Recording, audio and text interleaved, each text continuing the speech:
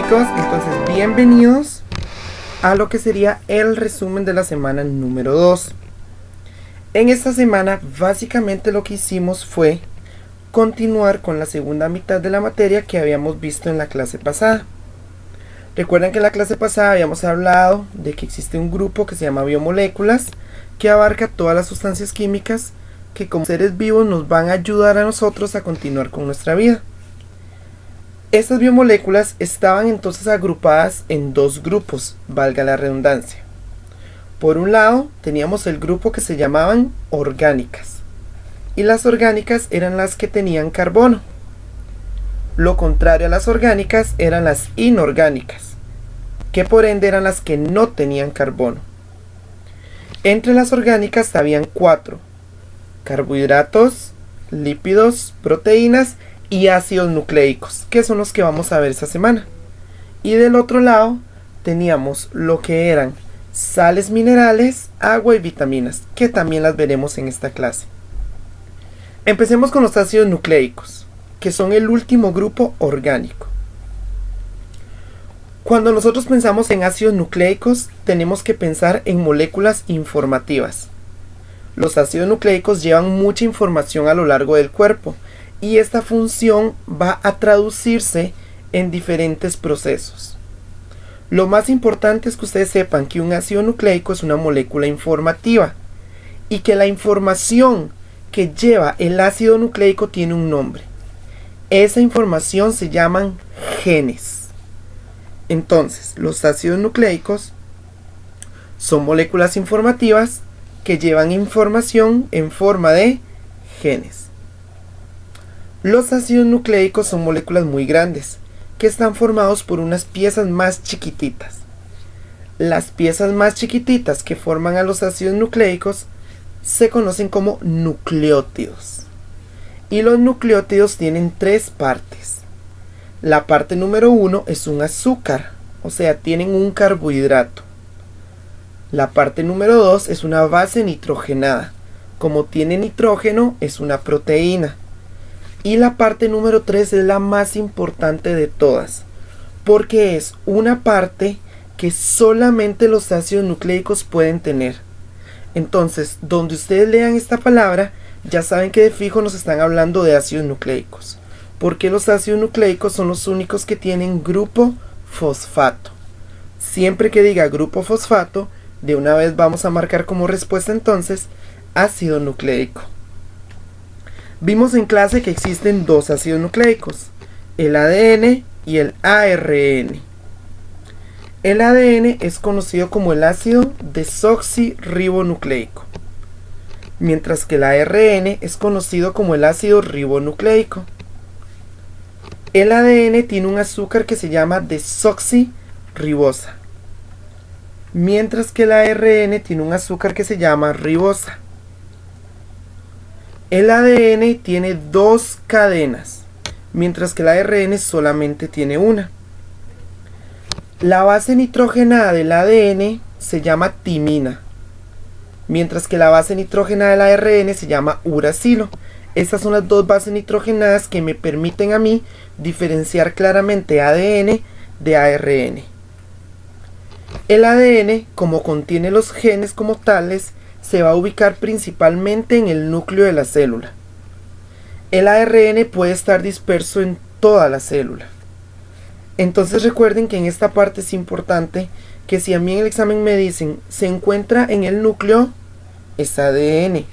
Pero si a mí me mencionan que se encuentra en el núcleo y además se puede encontrar en los ribosomas, en el cloroplasto, en el citoplasma, etcétera, etcétera, ya me están mencionando ARN, porque ADN lo vamos a ubicar solamente en el núcleo. Solamente se conoce un tipo de ADN, aunque de ese tipo hay una gran variedad, por eso todos tenemos características diferentes. Mientras que del ARN hay 3 tipos. Cada uno de los tipos de ARN desarrolla una función diferente dentro del cuerpo. La principal función del ADN es la herencia. ¿Qué es herencia? Cuando hablamos de herencia, estamos hablando de cómo nosotros transmitimos nuestras características físicas a las futuras generaciones. y esa transmisión de características físicas se da gracias al ADN.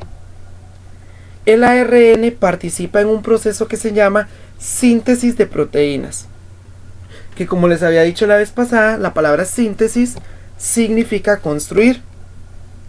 O sea, que la construcción de las proteínas que ocupa mi cuerpo está dirigida o controlada por la molécula que se llama ARN. El ARN presenta una característica bastante peculiar, y es que porque está formado por una sola cadena, él se enrolla sobre sí mismo y agarra una forma de trébol. Entonces, cuando a mí me hablan de trébol, me están hablando de una característica del ARN.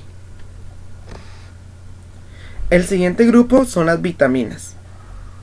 Cuando hablamos de vitaminas, estamos hablando del grupo de sustancias que definitivamente no se pueden eliminar de la dieta.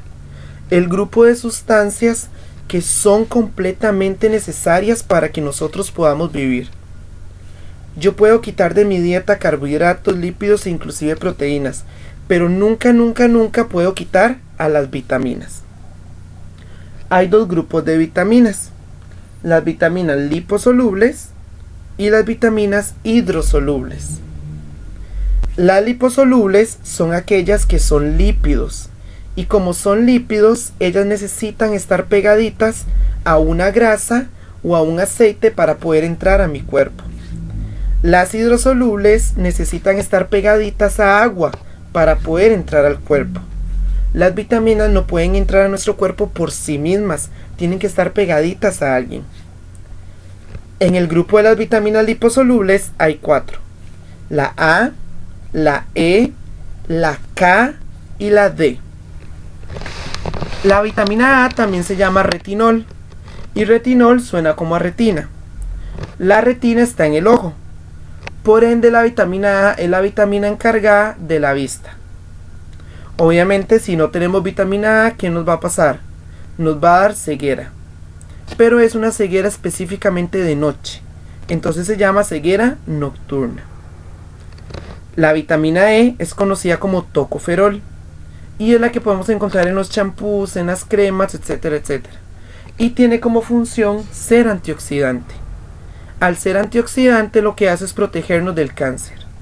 La enfermedad que nos da cuando no tenemos vitamina E es el cáncer. La vitamina K, que es la vitamina antihemorrágica, es la encargada de llevar a cabo los procesos de coagulación sanguínea. Por ende, si no tenemos vitamina K, nos dan hemorragias. Y la vitamina D, que es el calciferol, recuerden que es muy importante porque necesita activarse a través del sol. Cuando nos exponemos al sol, la vitamina D que tenemos en el cuerpo se activa, y entonces así es como puede funcionar. La vitamina D es la que le permite a mi cuerpo absorber calcio. Si no tenemos vitamina D, nos puede dar enfermedades como osteoporosis, o lo más común es que suceda en niños y se llama raquitismo, que es cuando los huesitos se hacen como gelatinosos. En las vitaminas hidrosolubles, las más importantes son B1, B9, B12 y C. La B1, conocida como tiamina, es una vitamina encargada de aportarle energía al cuerpo.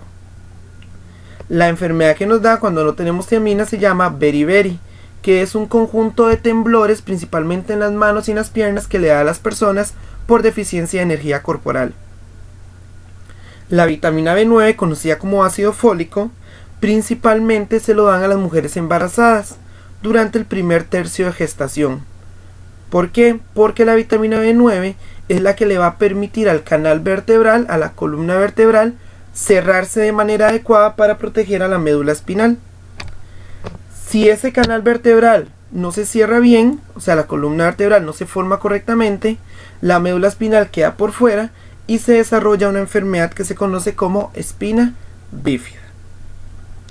La vitamina B12 es conocida como cianocobalamina y la vamos a encontrar principalmente en alimentos de origen animal. La vitamina B12 es la que le permite al cuerpo absorber todas las proteínas que se come. Si no tenemos proteínas en el cuerpo, nos va a dar anemia. Y la vitamina C, que es conocida como ácido ascórbico y se caracteriza porque viene de los cítricos, es la que va a permitir la síntesis de colágeno. Recordando que colágeno es una proteína. La enfermedad que nos da cuando no tenemos colágeno se conoce como escorbuto, que era la enfermedad de los piratas.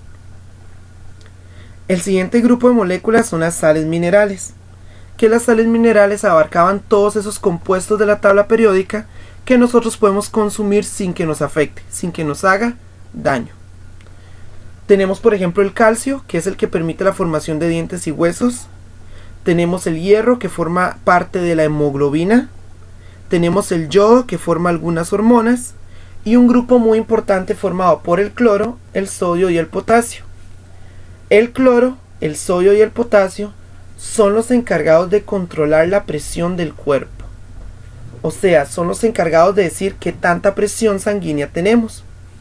Porque en nuestro cuerpo la presión depende de la cantidad de líquido y las sales atraen el líquido hacia donde ellas están.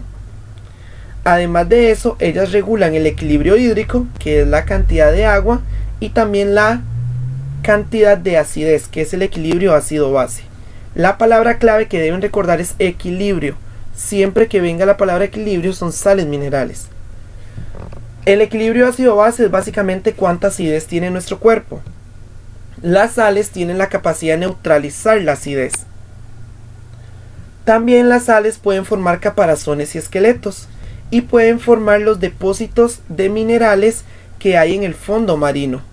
Ese montón de formaciones que conocemos como corales están formados principalmente por depósitos de minerales como el carbonato de calcio, que es una sal mineral. Además de eso, las sales minerales van a controlar algo que se llama el potencial de membrana. El potencial de membrana es la energía que tiene una célula y que puede pasársela a otra célula. El último grupo de moléculas abarca al agua, que lo más importante del agua es saber sus funciones. Recordar que el agua es importante para el transporte de sustancias, ya sea desde afuera del cuerpo hacia adentro, pero también de adentro hacia afuera, como cuando se produce la orina, que es básicamente agua con un montón de desechos tóxicos. El agua puede proteger órganos, entonces cuidado con los lípidos, se pueden confundir, pero el agua va a proteger principalmente las articulaciones, evitando que los huesos choquen entre ellos. El agua también es muy importante para el proceso de termorregulación, al igual que lo eran los lípidos, solo que los lípidos nos calentaban. El agua más bien va a ser la encargada de enfriarnos. Al agua se le conoce como el disolvente universal porque la mayoría de sustancias en nuestro cuerpo se pueden disolver en agua y así ser transportadas de manera más sencilla. Y muy importante es que el agua participa en todas las reacciones metabólicas del cuerpo. Siempre que me hablen de reacciones me están hablando de agua. Ustedes han escuchado que a uno le dicen que si quiere bajar de peso y acelerar el metabolismo tome mucha agua. Es porque en todas las reacciones que hace mi cuerpo, cuando respiramos, cuando pensamos, cuando digerimos, cuando hablamos, cuando nos movemos, en todas esas cosas que puede hacer nuestro cuerpo, hay agua involucrada. Si no hay suficiente cantidad de agua, entonces las reacciones metabólicas se van a dar de manera más lenta y no se van a llevar a cabo de manera adecuada, por lo que se puede producir entonces problemas a nivel metabólico. Esto sería entonces el resumen de la clase número 2. Espero que les haya gustado tanto el resumen como la clase y recuerden que es importante estudiar para el quiz de la siguiente semana, donde entra entonces la materia de la clase 1 y de la clase 2. Nos vemos.